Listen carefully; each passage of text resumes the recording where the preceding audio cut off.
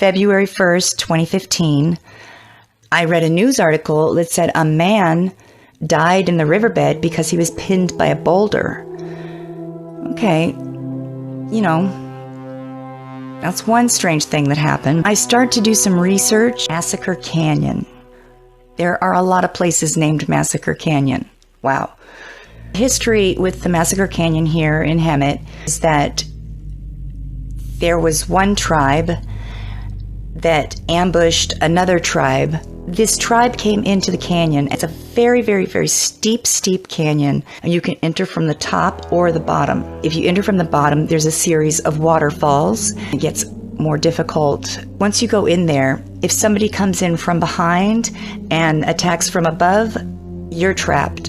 You have nowhere to run, no way to escape. That's exactly what happened to an entire tribe of men, women, and children. It's very likely haunted. My question would be, how could this place not be haunted after what happened here? There's been a number of deaths since then in this location. I've been to Massacre Canyon several times, 4 times. I've been in some very dangerous situations that could have potentially been life-threatening. First time I went above on the top route. I have a terrible fear of heights and I get vertigo. The first time I had to stop, and because I was too afraid to continue, I talked my husband into taking me the second time, and I stopped at the exact same place as I did the first time and couldn't go any farther. And here is a picture. You can see by the look on my face, I was very upset about this. Maybe it was a good thing. I went a couple more times with just Timber. We went during the day on the lower trail and we had a wonderful time. The next time I went with my friend Danae, we took the lower route, and that's when I found these really, really strange prints. They were along the side. And like I said, these canyon walls are so steep, you can't climb them. But along the canyon are these barefoot baby footprints that are like going up the side of the canyon. They look like they're made by a human baby, or just like a very young child. And then next to those prints are these what look like a cross between a gigantic bird print and a human handprint.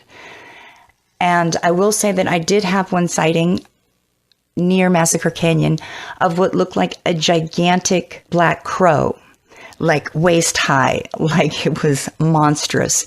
I went there with my friend Danae. I'm afraid of heights, but she encouraged me and I was challenged to make it all the way to the 3rd waterfall. You have to climb up the waterfalls and it's kind of scary. We made it to the 3rd, but before we could get started climbing the waterfall, she was the first to notice that there was a guy on the trail above us taking pictures of us, looking down. Me being a photographer, I start taking pictures of him. And then I went to take another picture of him, but I couldn't find him because he was gone. Then we saw him running full speed on the upper trail towards the exit. And like I said, the way that the people were massacred in the canyon is because they were trapped in there. There's no escaping if you're trapped in there. We were thinking this guy's gonna like run to the end and then he's gonna run back in and trap us in there. We start running as fast as we possibly can for our lives. We took our time coming up, but I was just practically just dropping down the waterfalls. We made it out in time to see him taking some photographs of my license plate. Then when I zoomed in on the pictures, you notice he has a face tattoo, which basically just says he's committed. Graffiti is of a man with a peace sign on his shirt, and his hands are up, and he has a gun to his head. Years go by. The very last time I went to Massacre Canyon, I was with Timber, and I decided we were just going to go and just be real quiet and cautious, and instead of going up the canyon, we would go down, walk down that riverbed. I parked there. There were no other cars there. We were very slow and cautious and just looking around, made it down and started to go down the riverbed when all of a sudden this dude on a bicycle, like a short bicycle, comes riding down from the freeway entrance And then he starts yelling at me, "Oh, no, no, hell no." I yell back, "We're leaving." He kept saying, "We're leaving." Like, yeah, that's right. The last time I've been to Massacre Canyon, May 13th, 1979, says, "Man fell from waterfall in Massacre Canyon." And the information was that the man had fallen and fractured his leg. September 29th, 1997, stranded hiker found dead. A male and a female had taken a day hike into the extremely rugged terrain of Massacre Canyon. The two had separated at some point,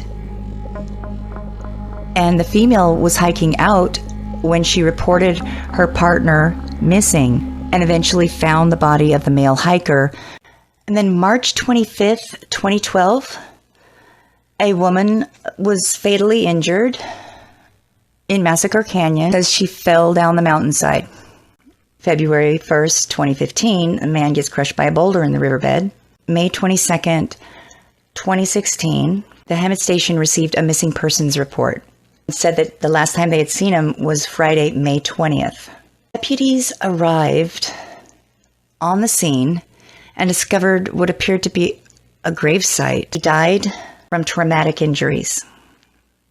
April 17th, 2017, an injured boy was airlifted to safety near Massacre Canyon.